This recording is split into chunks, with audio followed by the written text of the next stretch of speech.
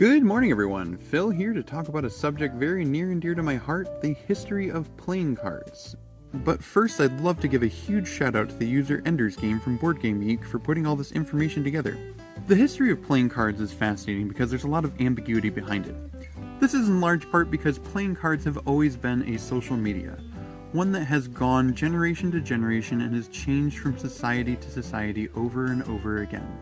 The cards we see today, the standard 52 that we all know and love, has changed greatly over the last 1,000 years. But many believe they originated from Asia, more than likely China in the 9th century AD. This came a few hundred years after the invention of the earliest forms of the printing press.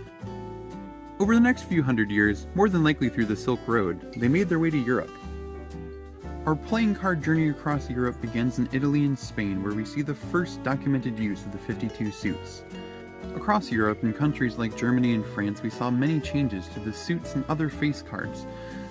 France in particular went on to assign certain personalities to each suit, assigning King David to spades, Alexander the Great to clubs, Charlemagne to hearts, and Julius Caesar to diamonds, representing the four great empires at the time.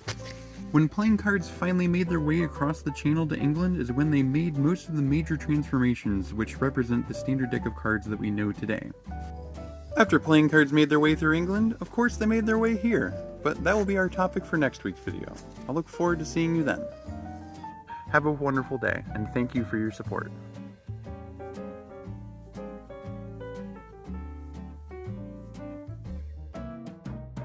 Get Tempest instead! Ah!